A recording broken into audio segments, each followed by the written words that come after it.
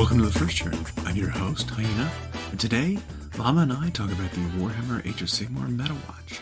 We talk about the Cities of Sigmar book finally releasing, the future of the faction, and the importance of having a relatable human faction finally in the game. We talk about the setting, and how a game needs to be more than just good for it to really hook people. We briefly touch on the major video game titles coming out, set in the Warhammer Universe, and more. If you like what you hear, give us a like, a thumbs up, follow, or subscribe. And leave us a comment if there's something you'd like to hear our thoughts on. Alright, let's get to it. Make sure the levels are good. Check. They're fine. Yeah, Cities of Sigmar. Finally, the proper book is coming out. They were not included in the AoS meta-analysis, which we'll talk about. But I'm not even playing the faction. Probably won't collect the faction. But just the imagery, the heraldry, the faction symbols that go on the shields and on their banners, the way they're dressed, the artwork around them, everything about them to me is like the best fantasy human faction that not only Games Workshop's done, but maybe in any tabletop game. Sure. I mean, you've got, things that compare to it are things like Warcraft. Yep. You've got Lord of the Rings, obviously. Yep. You've got, I loathe to call this a fantasy setting, but it is, because there's undead and dragons and stuff. But Game of Thrones. Conquest. The Conquest setting for their humans. There's tons of different fantasy-ish things that are... I think this has the most character. Mm-hmm. I really like it. I know there's a lot of people that don't, because it's such a change from what Empire was. And it's like, A, well, that's the point. Yeah. And B, Empire's not going away, it's going back to where it came from. Correct. So like, the Empire models themselves are not like, well, put them away. They're moving back to the game they're from. They were basically borrowed by AoS for long enough that they could then be put back into the game proper when they... Yeah, and like, it was not only a way to finally give us a proper AoS human faction, but they've expanded the lore, so it's not just what are the Stormcats doing and whatnot. Right. Or what's happening at various realm gates. But imagery-wise, it is like the most grim-dark faction in AoS. I mean, one of the characters has a pet zombie that he uses to help guide the souls of the fallen. Like, that's super weird. The studio paint jobs, even for them, are pretty next level. Mm-hmm. They've got they went beyond the tabletop clean, mm-hmm. where you've got their big shields with like the guns in them or whatever that just have these gradients from where the paint still is to where it's really dirty at the bottom. The metal's dirty, but not sloppy. Mm-hmm.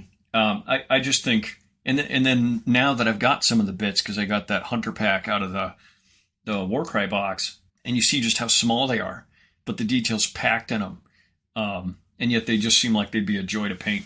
I just think if they expand on this line in the future, which they're bound to, they have to, right? Because if you look at the stuff that they actually came out with, it's like 2/3 of an army, right? There's still like some missing stuff. Yep. Right? Leaving it as like, oh, well, you've got gunners and then just these poor basic infantry. Like, I don't feel like that's enough. Like the greatsword equivalent is missing. An elite knight sort of, if not nobility, then actual trained soldier that doesn't wield a gun is missing. You're missing, more of these city ogres. They're super interesting. Yep. Something like, I don't know, perhaps a new, either fortification or a new steam tank sort of thing, because they're doing all kinds of experimenting with steam plus mechanical We've even seen stuff. them in the cartoons. Yep. And then maybe like an elite cavalry, because while their cavalry is good, we've also seen in the cartoons demigryph knights that are being rotated out for fantasy. Yeah. Maybe something akin to that. Yep. Perhaps. A resculpted, more dynamically posed bestial cavalry, demigryph sort of thing. And you had touched on earlier, like there were some people who didn't like Cities of Sigmar, but not even necessarily because in their mind they didn't like it when they saw it. It was more like they were hanging on to, well, this is so divergent from Empire. That's what we wanted. And it's like, well, you didn't lose Empire. They just went back to the game they came from. And And it should be divergent. You're talking about human civilizations now that have existed for 15,000 years since the end of Warhammer. Well, and then there's, you think about, our human evolution, the way we evolved the way we did in terms of our technology. If we had to set back again and do it over, I mean, great minds that came up with innovations may not, occur again. So say we lost the knowledge that we have as people. And it wasn't like you and I were set back to the Stone Age and like, I remember radios. We can probably rig up another radio. Yeah. I mean, we couldn't. You and me, not right. a chance. But people, it's like existing humans getting set back could probably reinvent a lot of the things that exist. But if that knowledge was lost and we had to do it again, it could take longer. It could take shorter. It could go a different route. We might invent something new. It may not be steam and nuclear and this kind of stuff again. It might be completely different. And there's even some examples of that in our own human history. So we'll go a little history nerd here and then get back on track. But when the Western Roman Empire fell, what you had left was what was in Greece or Byzantine, right? And they held on to that for centuries after. But when the Turks of various natures eventually pushed the Byzantines out, what was Central Europe in the middle of? A dark age for 500 years. Mm-hmm. When the Byzantines were pushed out and went back into Western Europe, they brought with them all this technology from Rome and Greece that had been forgotten. Right. All this theory of philosophy and math and things that had been forgotten. And suddenly Europe had their awakening, their Renaissance period, and it was forgotten knowledge. But then it emerged in new ways, different technology and different philosophies, different governance styles than we had before. And so there were things, obviously, from the old world that made it into Age of Sigmar. But thousands of years go by, and now the technology is weirder. Like it's a different. Well, because maybe it's based more on magic or something. Like it's a different evolutionary path for technology. So when they come back down, and they're like, "All right, Sigmar's like, all right, let's rebuild this shit." Dwarven technology, pull that in because we've got the Dwarven Smith, we've got some Elven people, we've got we know how to do this. Let's do it quick with magic and lightning. And souls. And this thing doesn't work. Put a soul in it. Yeah. Let a soul pilot it. It's fine. So like to make things work faster, quicker, easier, instead of letting it happen naturally and be discovered, they just kind of like jerry-rig it and like, okay, humans, here you go. Yeah, and so humans are like, all right, well, let's use what we have. And so now they've got basically dwarven armor with handguns and gunpowder and steam power that they didn't have. And the human factions could have been separated by literally dimensions in the mortal realms compared to just like across a river in the old world. And maybe Sigmar and the Stormcast and the dwarves didn't visit that human civilization for like 4 centuries. And so their technology went whatever way the humans could make it work. So I think so much of that looks great. And I even just love what you can use the decals for the city on their shields and stuff. Just really great imagery. So medieval looking and yet still very Age of Sigmar. And so many different color schemes that I've seen look good on them. Yeah. They take everything. I mean, it's like a Space Marine, right? Yep. It's like, and I don't care what color scheme you put on it looks right. Yeah. I don't think the Sigmarines had that. No. Right? Like the Stormcast didn't have that. If you put certain colors on them, it's like, this doesn't look right. You look too metallic. Yep. You need to be very set paint schemes. Or there's, certain colors just don't work. Whereas these guys, it's like, it's clear where, cloth has wrapped over wood and it can be any color, like on their shields and stuff. Or like their insignias or their flags. You can do any colors on those and it looks fine because there's metal and wood underneath. And even if you go with like basic earthen tones for all their clothing and all their metal, you then can pick whatever color you want for their banner or for their shield. And it just pops. Yep. It's been one of my favorite ones when they did the here's how the community's painting them. It's been one of my favorite ones is looking at that so far. They showed off the monsters today, which shows how many of those kits they sent out before anybody can get them. Jeez. But it was. I mean, I like them all. Yeah. I like I've always liked what the matriarch of the Reach or whatever her name is, the lady on the scorpion-tailed Manticore. Yeah. An order Manticore, which is interesting. Yeah. Manticores have traditionally been in Warhammer been a chaos monster. And they typically trade out bat wings for feather wings. Right. So this lady is riding a Manticore. Super cool, super imposing, very centerpiece kind of kit. Very neat. Talia Vedra. And she's coming alongside 2 other big centerpiece models that we weren't, necessarily expecting.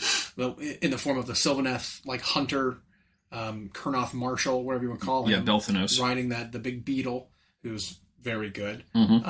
And then the Ionis Critborn. Ionis Reborn, re-sculpted kind of thing, who is also very, very good. Amazing looking models. Yeah. And I loathe to have to get all 3. But you probably will. I will. No, I absolutely will. I'm dreading it though, because good gravy. That's a lot of project, So but fantastic looking models. Like I said, there's plenty of room for them to expand, and I could see them expanding it and replacing even some of the Elven stuff that's still holdover. Yep. Because they've cut most of the High Elf stuff. The Shadow Walkers, the pretty much everything that was held over from High Elves. So all the Phoenix guys, all the Dark Riders, any of the Chariots were cut a while ago. Yeah, any of the Horsemen, they were cut too. Pretty much, that's the rest. That's it. High Elves gone. Wood Elves gone. The rest of them, your Sisters of the Thorn, your Sisters of the Watch, like all of them are cut. And all we have left is Dark Elves, which is interesting. Yeah. Because I assume eventually they'll be rotated out when, maybe other things get brought into the army to flesh it out. Yep. And then obviously the old style dwarves are still in, which also feels pretty out of place. It does. Because a lot of the things they do, besides they have melee units that actually do punch. Besides that kind of thing, the human faction side of the faction kind of does it all. They've got the artillery, they've got the monsters, they've got the gun lines. What is dwarves and what are elves really bringing to the table? That the humans are not.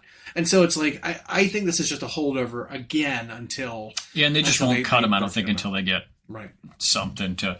Because, the more Lumineth and Sylvaneth came about, the more High Elves and Wood Elves just are going back to their old game. Right. I imagine Dark Elves and some Dwarf stuff will have that happen too. Hopefully in the form of maybe some kind of Grugni dwarves that are Earth-based dwarves again, because we don't have Earth dwarves anymore. Nope. We have Sky dwarves, and we've got Fire dwarves. Yep. No Earth dwarves. And then the Umbreneth have to be coming at some point. The Shadow Elves, which I assume will fold back in, if not the Dark Elf kits, similar units to them that you can use them as, or, use them as that until they rotate back into Old Fantasy. And then there's a new thing. Give us the totally weird, Because I would love new sculpted, Executioner, updated Executioner style units. Maybe no more robes. Maybe actual... Think of Incubi from 40K, but fantasy versions of those. You're like your Dread Knight sort of Dark Elves. Quick, hard hitting, not the best saves, but still not... What's the D&D unit that's like the Dark Paladin kind of thing? So there's the Oathbreaker subclass of Paladin, which we saw in Baldur's Gate 3, if you ever played that, which is evil Necromancer Paladin, but then there's also the Blackguard. The Blackguard, that's it. Yeah. That one's been around forever. Yeah. Who is not an Oathbreaker, but the oath is evil. You swear your allegiance to an evil god, and you become a paladin of them. Yeah. And then I guess they gave us the Metawatch, which does not include the new cities. Correct. Which we speculated was because the book is on its way already. Correct. It's already out. No one's used it in any kind of results.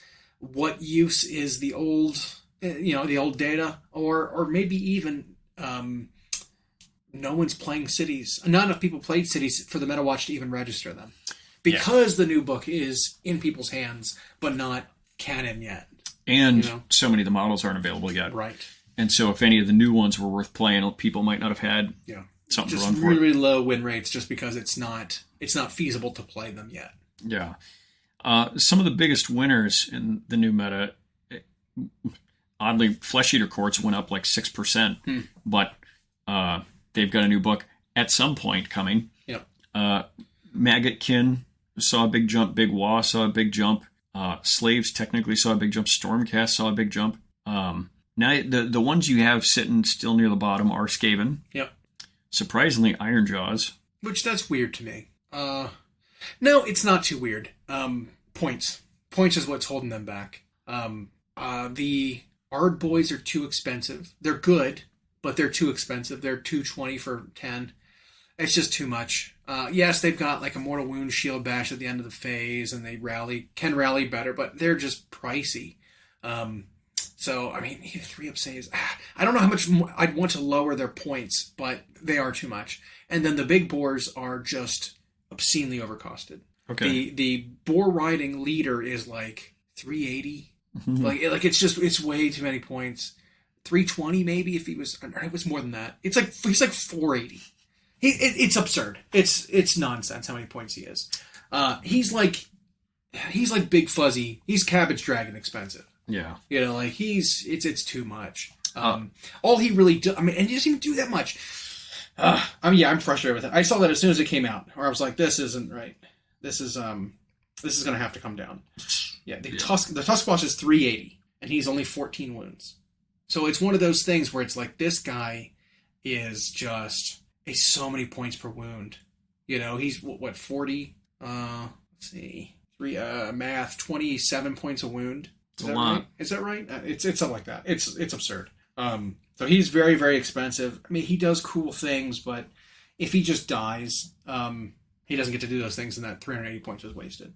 So he's very expensive. The Hacking crew, for just being a beast, is a little pricey. It's 270. It gets to do some movement shenanigans, but I still think it could come down maybe like 30 points. I would knock the Tusk Boss down like 60 points because 380 is too much. Knock the crew down 30, and I think the Gougers, which is the non-crew, shouldn't be 180. He should be like 160. Is their Army of Renown out yet? Their new one? It is. Okay. And it's so limited though. It's such a small scope of what you can bring that I don't know if it does enough. Yeah, Cruel Boys are sitting right at 45. Yeah. And then did they have Bone Splitters separately? No, they don't. But might not be enough. Again, enough results with Bone Splitters in there to even report them. Big Waz made a lot of showings recently. Soulblight Gravelords look like got tamed because they're back down in the 54-55 percentage. Ossiarchs were the hottest hand. Yeah. They're at 58. Caradron's 57. Flesh Shooter Court's 56. Everything else is closer to what you want it to be. Yeah. There was a lot of stuff over 50, which was nice. Yeah. There was like 4 of them that were down under 45. Skaven being one of them. 4, yeah. Ironjaws being the other. Fire Slayers. And Nighthaunt. And Nighthaunt need a rework. Their thing, they just need to be different. As cool as the Ethereal is, I think it needs to go away in favor of like a different kind of rule, and then they need to be rendable again. They said the Armies of Renown from Dawnbringer's Book 2, Reign of the Brute, are just starting to enter into the meta, and those in the Long Hunt will be obviously coming shortly. The interesting data they showed also was endless spells that appeared. Yeah. Malevolent Maelstrom. Yeah, I mean, they completely reworked the Malevolent Maelstrom and just made it better. Basically, it's armies that included it had a 58% win rate. It's a detriment to you if you try to dispel it, because if it charges up enough, you don't just get rid of it; it blows up anyway. Yeah, it's pretty good, and it does something else too. It's got some kind of passive. What was it? It is a 50-point endless spell. It's predatory, so it moves. Obviously, it blows up when it's removed from play if it's charged up, and it just nukes everything within 12 inches of it. It's just like a huge area of effect. Dealing flat 3 mortal wounds to wizards. D3 to everything else, and it's guaranteed. There's no chance of it happening. It just happens. So for 50 points, area denial, it's a huge, space that it takes up. It's pretty good. Think about like the amount of area that the Skaven and the spell denied. The triangle lightning one, right, where it slows you down. You take damage if you start near it. You take damage if you end near it, and then you're slowed and you can't run. Like it did too many things, and you had to deal with it, or you were just you lose. That sort of deal. This one is kind of like that. It's just it's very, very good. I mean, that's a pretty silly stat that just including that spell gave armies such a win rate. I mean, it was good armies, I'm sure. On top of that. But that's something to think about if people are rolling into any AoS tournaments. I mean, especially because it's a neutral spell. It's not for any one army specifically. Yeah. So, pretty good. And I'm sure there are synergies and combos you can do that let you move them farther. You know, certain wizards bound to them can move them an extra 6 inches or set them up further away. Is that one Nagash can use? Yeah, of course. Yeah. Yeah. It's a universal one, so. Wonderful. It was good to see, I don't know, some that have sort of been at the, like Stormcast were struggling for a really long time. Yeah. And they jumped up into the 49%, which was good to see. Magakin jumped, but it seems like theirs has almost solely been because of one thing, and it was just the Glotkin got cheaper. Mm-hmm. And now all these armies are including him. Which is really funny. Yeah. And he's pretty good. He does a lot. He's got a lot of wounds. He has a lot of damage that he outputs. He's slow. Mm-hmm. But it just seems like they knocked just enough points off him to justify it all. Some of these armies also got extra secondaries added to their books, too, which might be reflecting some of this. Basically giving these armies a few couple victory points for one turn, Yeah. That's New battle tactics, it says, where some of those armies got. It didn't help Skaven. Skaven got a new one. It didn't help them. Nope. Because their battle tactic is retreat from combat and score points. Which is like, well, if you're retreating from combat, you're not attacking. Yep. And so, yes, you get victory points, but you're just going to get charged again. You did nothing. Yeah, and their arrow stayed from the last one. That didn't do much for them. There are all kinds of rumors about Skaven getting an overhaul and getting new models and getting the Tyrannid / Primaris / Necron treatment, whatever, where they get like big a gigantic stuff. Release. Pretty much all their kits get updated, sort of deal. That'd be great. I would love it. They again are another army that it's either update them or get rid of them. Yep. As much as that would hurt to get rid of them, you're not doing anything with them. Yeah. So their stuff's getting to where it's so old. It's even hard to get a hold of. And their rules relatively maligned that it's at a point where it's like you either have to redo them or get rid of them. And I think Seraphon had hit a point like that where it was like they were either so reliant on a really old battalion and their models were all super old, and then they got like a great big update, and now they're doing just fine. Yeah. Which I liked. I'm glad they stuck with it and then Sigmar'd them a bit. Mm-hmm. Like that's what they need to do. And Skaven already can have weird high fantasy tech. They already kind of did in the end times when we got Storm Fiends. It was like Frankenstein stuff. Yeah. They were harnessing lightning and channeling lightning out of strange rocks and reanimating the dead. And they were already doing kind of weird and they things had like pipes that. and beakers and all over their...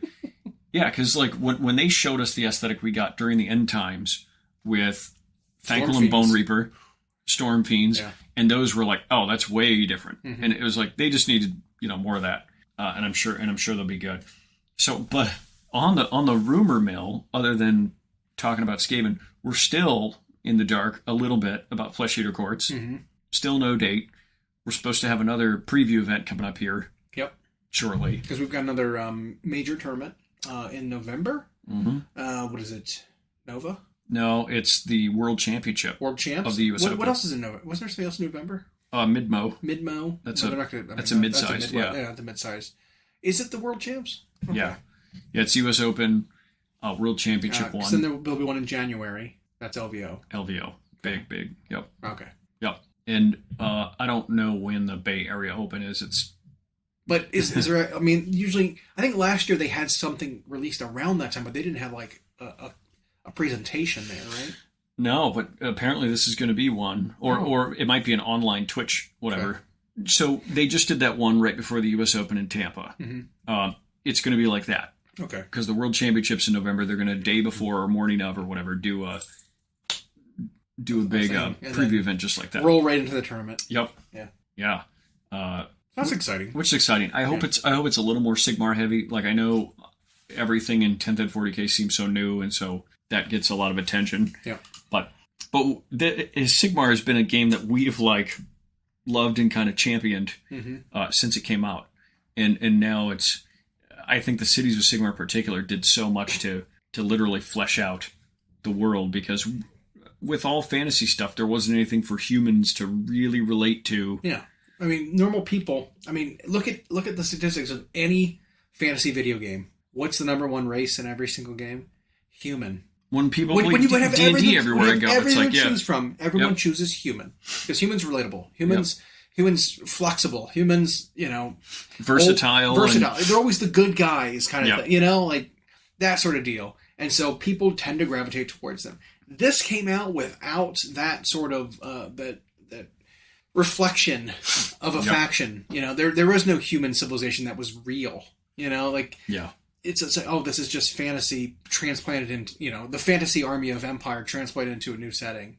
This doesn't feel right. And you're right, it didn't. Yeah. It didn't feel right. Aesthetically, it didn't even look right. Yeah. So now it very much looks very high fantasy. And you went from being more realistic fantasy, now Age of Sigmar is high fantasy. And, we got our first taste of it back when, like, Hammer Hall and those mini games came out, those board games came out.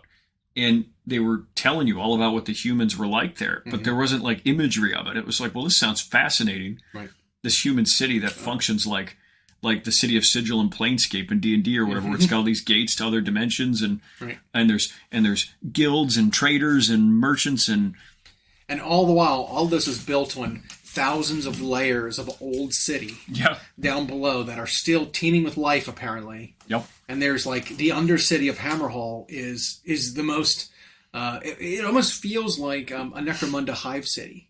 Right. It's just there's so much going on down there that everyone's just oblivious to.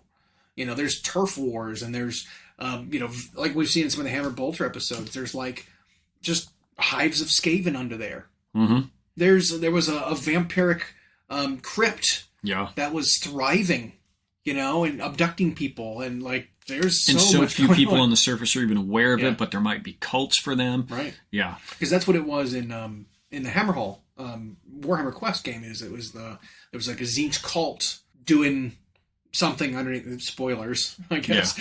Doing rituals underneath the city to summon something inside of the city's gates and then cause issues. And then so one of the Celestant, the Castellant and his trusty beak dog were rooting it out.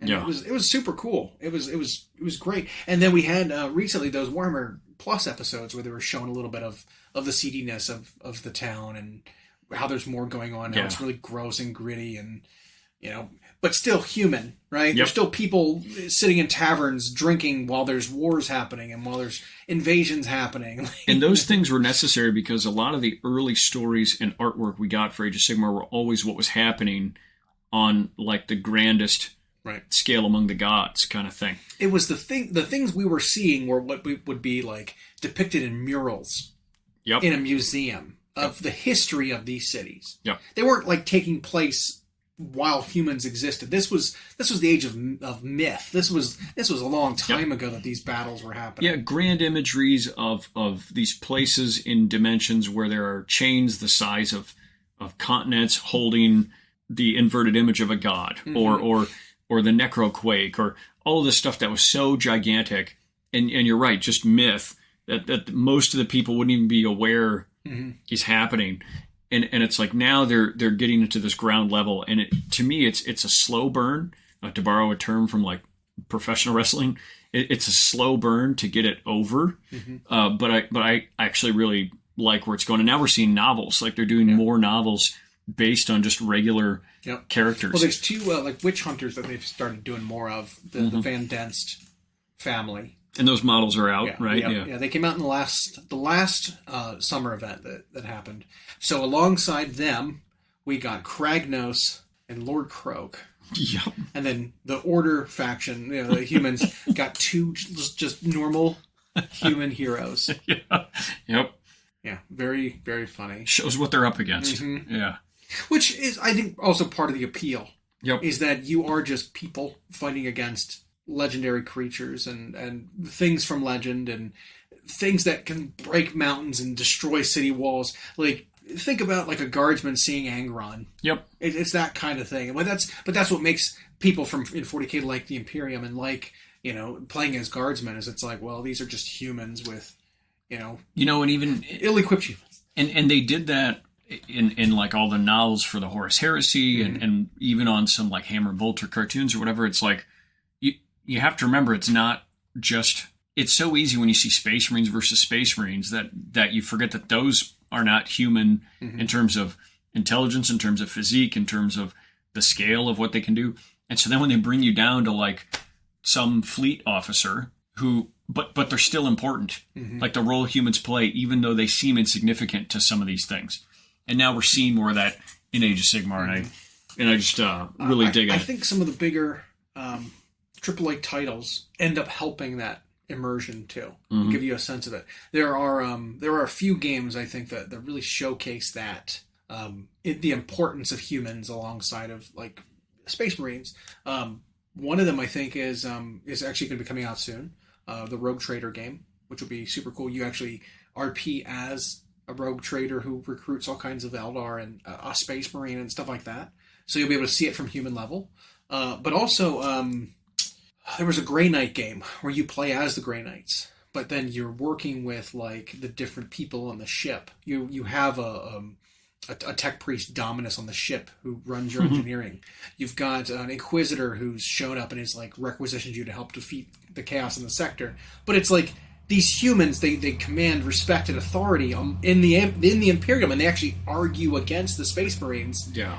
And it's not like protocol just to be like, well, I'm not going to listen to you. I'm just going to squish you. Right. Like you can't just.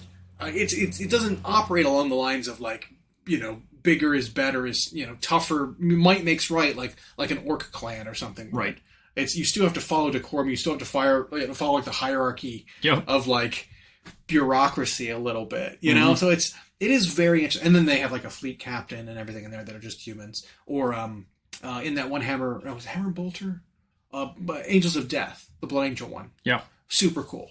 You know, the bridge commander was like, she was an honorary Blood Angel because she'd been serving with the Blood Angels for so long. Yep. You know, and she had earned their like reverence, earned their respect as the captain of their you know ship they were on. It's like there needs to be more of that. You know, 40K's got some of it where you get to see it. AoS has very little of that so far, where you get to see it from that level. Yep. I mean, they're starting to come out with more, you know, bigger studios are making games now for AoS. We got that one coming up, Realms of Ruin, which I can't remember who makes it. It wasn't the same folks that made Dawn of War, because I think that they went under, if I recall correctly. But it still feels a lot like Dawn of War. It might have even been some of those designers. Yeah, because I think Dawn of War 3 got bought by a studio after, was it Relic or something that made it? Right. Obsidian? Relic did, yeah. One of the studios that's known for making not great stuff folded on it and sold it off. And maybe the studio is involved in that in some way, because it does, like, at least on the surface, look so much like a Dawn of War game.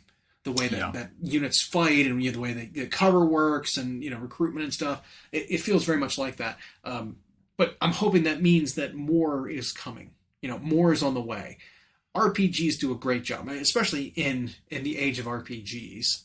You know, I think is coming because of, I mean, just the massive success of Baldur's Gate.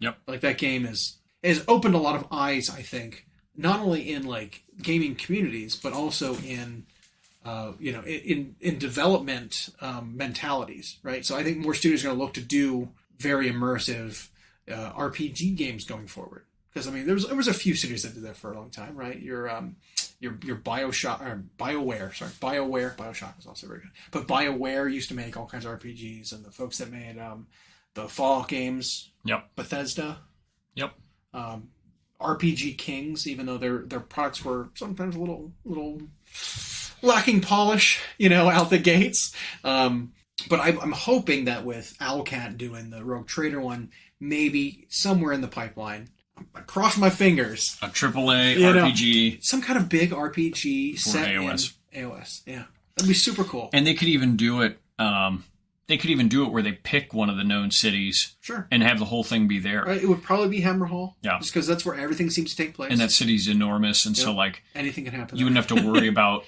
running out of space or needing to jump to another realm. It's like, no, people don't get the size of this. Or even if you did jump to another realm, there is a major gate that connects Bakshi and Gyron. Yeah. Part of the city. The reason it's called the twin-tailed city is because it spans both sides of the gate. Yeah. So yeah, and the more of the maps they've even given us, where it's like, well, this whole story takes place in this tiny region on a peninsula. Yeah, and then they zoom out, and it's like, oh, that's just a nick of a continent. Yeah. Yeah, and so there's so many things they can fill in to just keep exploring that, which may or may not dig their own whatever. But no, I'd love to see that on the AAA title. Keep it going. I mean, the early reviews for that Realms of Ruin are very positive, and that's coming out here in a couple weeks, November or something. And so 14th or 17th, something like that. And so hopefully that takes off and gives people reason to keep exploring that. I'm also hoping that on the success of Total War, maybe they'll come up with a Total War for That'd AoS. be awesome. That Do would the be. same kind of thing. I mean, they've got the groundwork already. Yeah. You know, there's not much they need to change. I mean, pretty much everything that's represented in Total War Warhammer 3 can be done for AoS. Right? There's nothing new. There's nothing groundbreaking in terms of unit design or anything that they'd have to do. They have landing mechanics now. That was a big part of some of the units not really working in older Total Wars, because it was either you fly and then you dive bomb down and fight, and then as soon as you're done fighting for a couple seconds, you fly again. Well, now they've got that as like a toggleable thing. You could just land and run. Yep. You know, for like flying monsters and stuff. You don't need to fly. Okay, that solves a lot of problems. Yep. They have a transform mechanic from turning it from a human-sized thing into a monster-sized thing. Yep. That covers some things.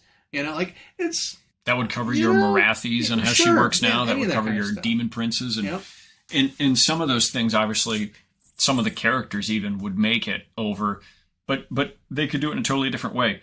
I don't think they'll go to AoS next. There's a billion rumors that. I mean, the first thing they've been doing is they've been going back kind of to historical Total War, but they're not doing it the way they used to. They're picking these small segments of history, kind of fantasying them up, borrowing stuff from what works into or what excites people in Total War Warhammer and just trying to make it human. And there's tons of rumors that they're doing 40K. Don't blame them. That's a universe worth grabbing onto. But if they figured out how to do it there in a way where it's not just on like one map, one continent, whatever, for all the fighting for the different factions. Total War Warhammer 40K is on one planet, right? And there's like 20 different races all on the same planet fighting. Right. It just it doesn't. No, it doesn't work. So they would have to come up with a grand campaign strategy style that they haven't done before, where there's different worlds. But if they pull that off, then you could just do the Mortal Realms, like you know. So 40K just might be their testing ground for that.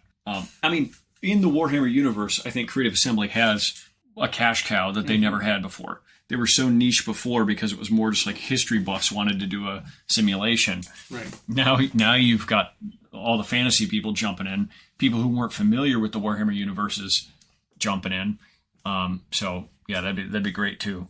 I don't think AAA titles for Age of Sigmar are too far away, because with the one coming out, and it sounds like all that GW was kind of waiting for was to do enough of their own world building of it to give video game people a bite. So that'd be spectacular if we see a whole bunch of that in the coming year or whatever. Yeah. Yeah. I'd give them all a shot. And there's plenty of them coming out already, you know, in the works and in the pipeline. They already have a Space Marine's going to be a huge one. Yep. Like I can't wait for that one. Co-op Space Marine is very exciting to me. The original Space Marine was so good. Was very good. Yep. It was very good. It wasn't that long, but it was a good play. Yep. Having that campaign again, better graphics, different enemies, plus co-op. I'm very jazzed about that. But yeah, I mean, so it's the age where that kind of thing can happen. You know, maybe stuff's already in the works. You know, because there's been a few games that they've released already that were okay. Yeah, but they weren't those major titles that really hook people. No, and then there's like an endless amount of the mobile games, right. and I'll always try them because they're free usually, and they just don't end up hooking me much. Or the parts that are fun immediately become like you have to basically pay to keep going, right? And so I just lose interest real quick. There was another one that was kind of like that, but it was a PC game, but it felt like a mobile game. It was some of them do that now. It was a hex grid style thing, and it was just it was so poorly thought out. I don't know. It was like you summon units mid battle after you got enough mana every turn you get a mana. And so something like a Star Drake, which you could get and put on your roster, costed like 12 turns of not casting anything to summon. But like games were over. Yeah. You know, like it was weird. It was like how the original blood points worked or whatever. Oh yeah, blood tide points. Where I have enough to summon one unit of blood. All game's over. Yeah. Sweet, turn 5, I get a unit of bloodletters. Yeah. But I don't know. That should be pretty exciting. I didn't think I would touch at all on 40k today, but this is just purely from a fluff point and what that could mean for the game. There was a novel that just came out that involves both Belisarius Cawl and Fabius Bile. Okay. And I only got to hear and read snippets of it. But as you know, Fabius Bile has been trying to get the Primaris. Yeah, I mean, Gene Seed. both of those two characters have a very similar goal, but different methods on perfecting Marines, essentially, right? And Fabius has been doing it. The Emperor's Children have been doing it since the Crusade. Right. It's been an obsession, and it's like only the highest level members knew what was going on, and then every time they'd bring a new Legionnaire in there, the Legionnaire would be like appalled at first, but then they either bought into it or something horrible happened to them. And, well, he's not going to be able to get it. Fabius can't march into Earth or Mars and get what Belisarius Cawl's been working on. It's just too well defended. But I guess he found some way to actually get whoever that first, that prototype Primaris Marine, Alpha Primus or whatever his name was, who Gilliman's met and who whatever. Okay. And was able to get the gene seed that way, and that's kind of how it's left. Some trap laid, but there's this old world that's just literally a artificial one that's like a disc that used to be a meeting point between Eldari and humans in eons ago. Okay. Hardly used anymore. Somehow some trap was set and he was able to get this Marine. You learn a lot more about Cawl himself, who's wildly interesting. Yeah, especially because he came out of nowhere. It's anytime they do that, right? Where it's like, this character's been around the whole time. Yeah. Okay, where? Yeah. So I'm just hearing about this now. You learn that the teeny bits of humanity that are left in him are absolutely pro the Emperor and pro the Imperium. That's always what his intentions are. Whether or not what they did confirm is that Cawl in theory is in fact AI. Okay. The other like Cawl minds are purely heretical. Sure. And then his little number 2 guy, whose name I forget, who travels with Gilliman, is absolutely AI. And Gilliman either isn't aware that he is, or is just accepting that he is for now. I mean, like, what if it's convincing enough? Yep. What's it matter? / how do you know? Yep. You know, like. Yeah, and it just has to do with like, because one of the greatest ages wiped out of the history of mankind involved AI, and so they tried to outlaw it. They tried to always have human-ish minds be in control of it. Right. Which is why they have bodies hooked up to technology and brains hooked up to technology instead of just letting it be on its own. But it sounds like Gilliman had tasked Cawl with, was it either the development of or how to reverse engineer the Necron pylons? Okay, so the warp busting Yeah. Stone pillars. And he kind of gave Cawl an ultimatum because he's like, this is taking too long. You have 1 year, which 1 year in Imperium time is Imperium not time much. is nothing. Yeah. And so Cawl realizes he can't do it, and he doesn't. But he never wants to admit that he can't do it because of his 5 egos or whatever. So he is calling on the heads of these other Forge worlds to do it, to help him do it, and they take him to this artificial world, this plane or whatever, because apparently there's some lost, forgotten age of technology sort of time travel stuff. His plan is to be able to go back to the Necron Empire and extract this technology. That's wild. I don't know much more details about the story, but I was like, this sounds freaking fascinating.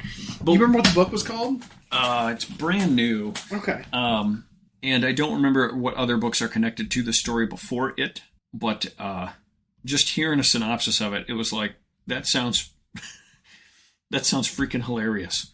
So I think I had heard, because I had seen a campaign. Gene Father is the name of the book. Okay. Because I had seen a campaign that had been played online with like a story to it. I don't remember who did it. It might have been like a mini wargaming thing. But one of their campaigns involved some time travel stuff that I think was was sort of canon-ish as like possible. I mean, because like we know reading the everything about John Irenicus.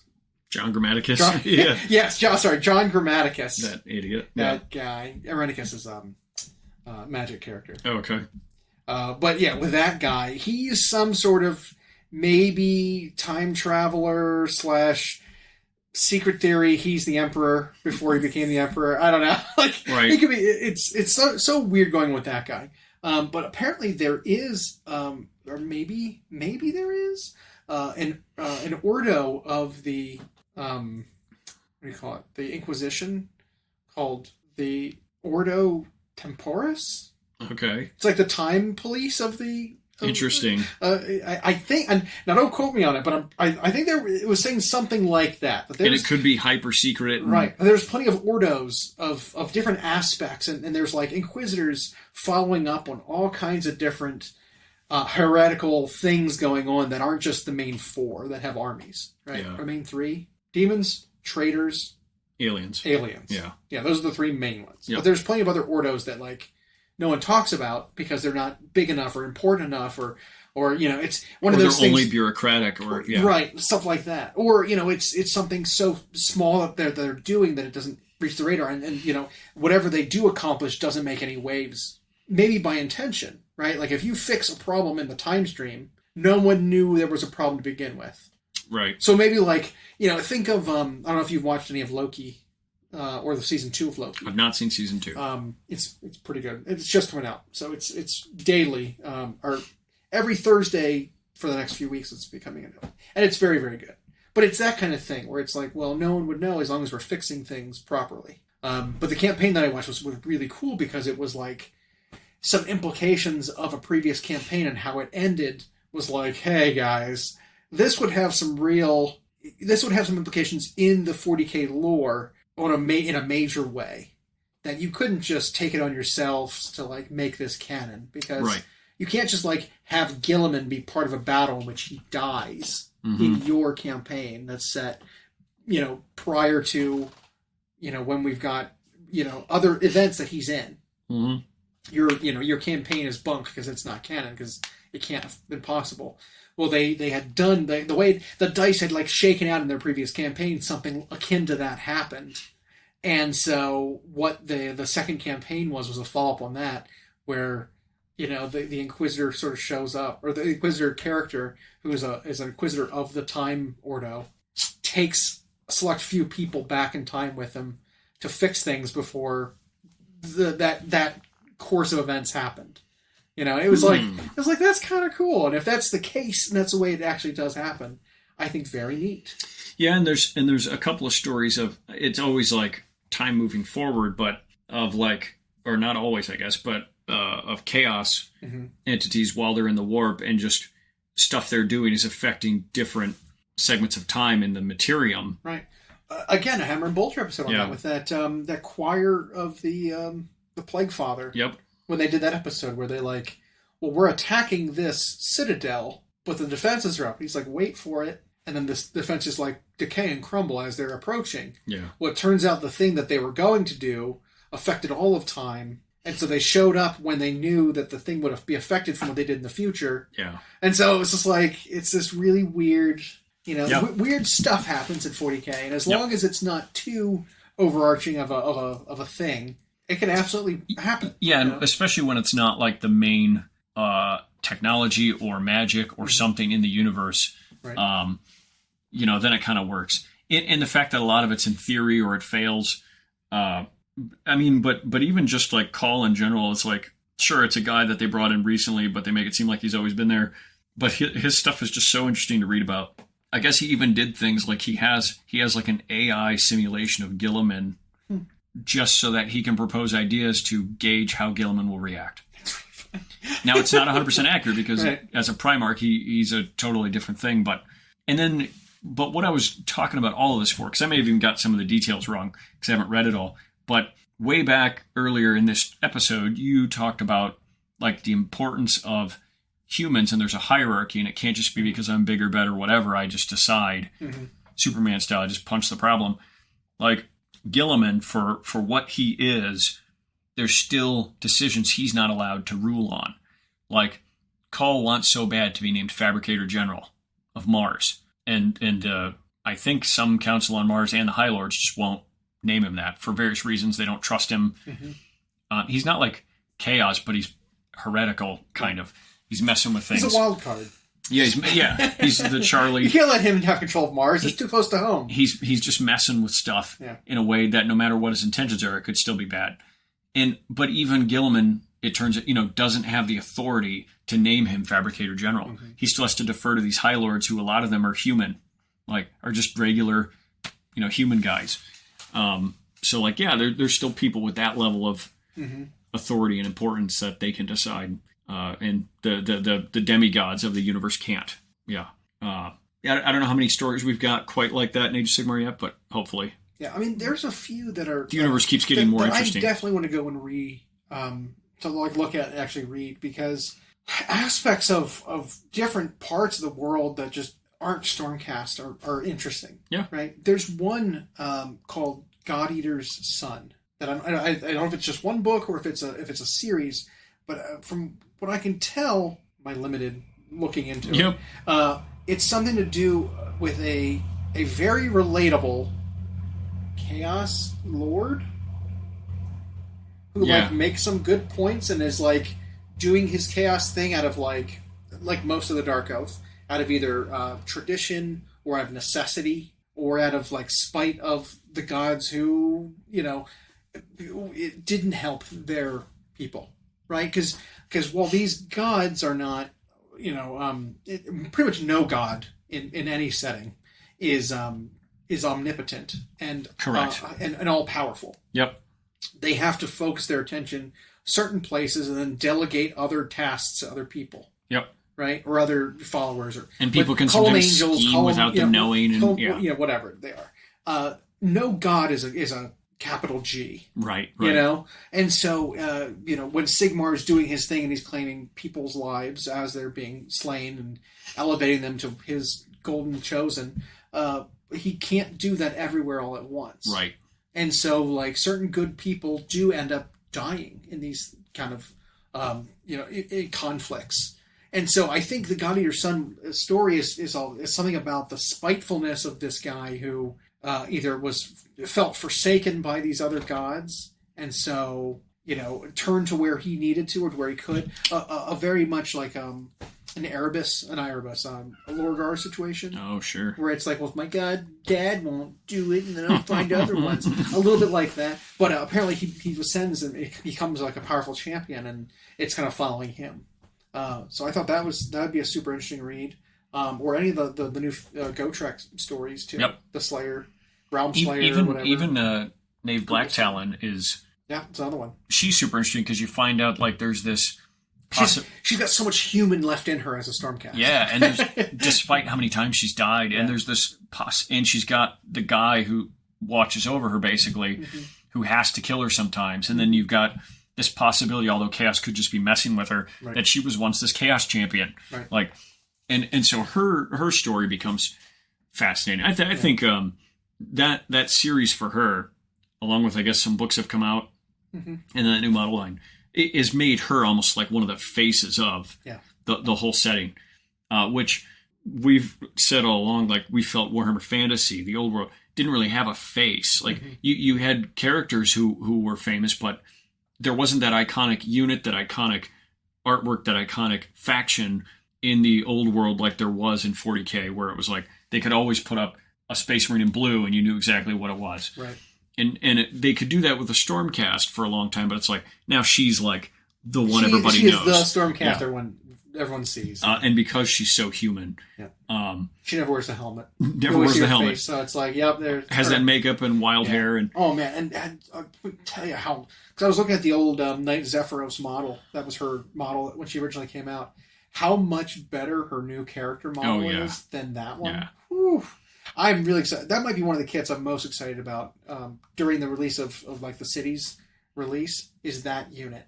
Finally, it's coming out, because we saw about it months ago, right? So much character in all 5 of those models. They're amazing. And apparently they're being made specifically for AoS. Yeah. So they're going to have rules in it to be played as in a Stormcast tournament. Which is great. Who knows how many points they're going to be? Who knows if they're going to be like a Gobblepalooza? You bring all 5 of them and then they split up and they're 5 separate characters or something. Like we've no idea, no real indication yet. Yeah. But man, I just want to put this. I want to paint those models. They look great. Yeah, they really nailed it. And it's weird because it's not like their model making technology or abilities when AoS started was much different than it is now. Mm-hmm. But it's just like they didn't have the aesthetic down quite right at the game. And now in 3, all we've seen is just like home run after home run. And then there's also rumors that both through hints at story stuff going on in this campaign with Iona's Cryptborn coming back, is that they're heralding maybe he's not the only original name that's going to get a new thing.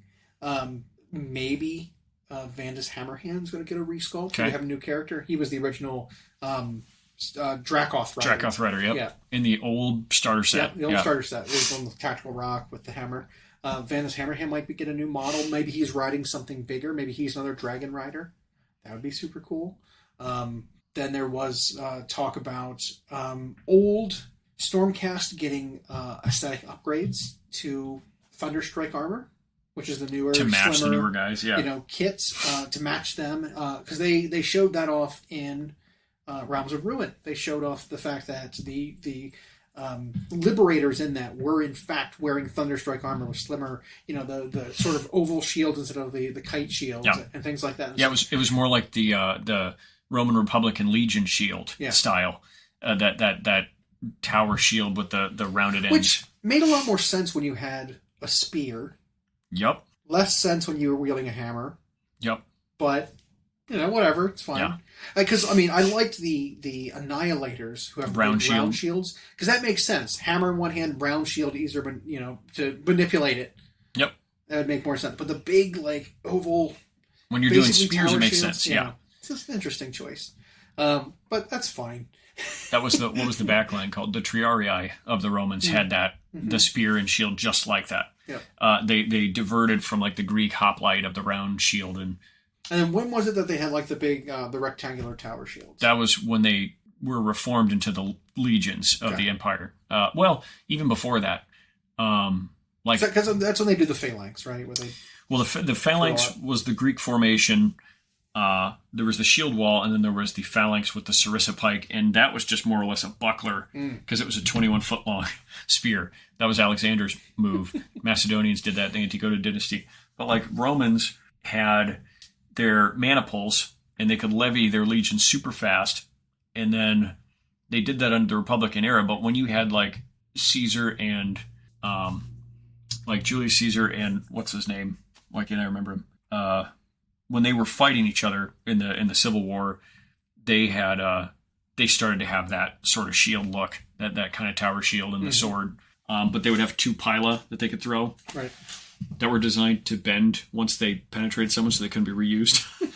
That's pretty mean. That's pretty smart, because you don't want your opponents throwing the weapons back at you. Because when it was just a regular javelin, you could pick it up and huck it back. Yeah, very funny. But so I wonder if there is going to be some kind of a new, Roman reformation style, where it's okay, so now the old models are going to get newer kits. Because they would have that. They had military reforms, and it would change their new. And in the story, the Thunderstrike armor actually was made to help navigate a problem. Something with the black skies. That was a way to try to intercept the souls of the dead, so the Stormcast couldn't reforge. This armor apparently is supposed to help with that. So there was a lore reason to change, not just we're changing the aesthetic. But now that they're locked onto the aesthetic of the newer models, like you were saying, the technology for the plastic models hasn't changed. But now when they have the aesthetic, they can actually start adding some variation to the models, adding some dynamism. They can give them dynamic poses and heroic poses and do cool things. And cutting that aesthetic into them. When that last chamber of the Stormcast came out, those guys with the shield and spear, it was that should have been their liberators. Yeah, exactly. And we said that, these look so good. They still made them look superhuman sized. Yeah. But they proportionally were just better looking. Yeah. they had allowed them way more options for their range of motion, and because the old Liberators were basically just shield, hammerback, disco pose, and they were super chunky. That was just a better look, and I hope that's what they just decide. Yeah. We're going to redo Liberators like this. And so I don't know. I mean, again, old Liberators still be useful, and you don't need to get new ones, but you should because they look better. But I wonder how far they would go if they do. If it's going to be them, it's going to be the Paladins. Paladin's going to be resculpted, or the Judicators going to be resculpted. Like how much? Like how far would they? And it's go? weird because it's like, well, it's not that old. Yeah, but it is kind of old. But 6 years. Yeah. When you think of the most popular faction. Yeah. If you go edition through edition of Space Marines, for example, I'm not saying Stormcast or anywhere near that level, but almost every edition, when Space Marines got their new codex, the Tactical Marine box would get redone, and with whatever updates they've come up in their CAD process. And so I wouldn't be surprised if some of those original ranges, got a lift, and then some things maybe even got cut, because it's not like they're lacking for stuff. Pompey, that was his name. Okay. That's who Caesar was fighting. Anyway, they had legions with like those, and like that carried into the Empire days. But yeah, they were always doing reforms. So that would make sense if this functioned like that for the Stormcast. And it could even be, when 4th edition comes out and Skaven gets the starter box spot, it's against Stormcast like it always is. Sure. And there's new Stormcast models in it or something. Something along those lines. Wouldn't that be cool? Yeah, a little extra, little more food for the Stormcast pot. Yeah. Speaking of, let's eat. Like Skaven, let's eat. Thanks for listening. We hope you enjoyed. Check out our new episodes every Friday at Google Podcasts, Spotify, and Audible, or on Podbean.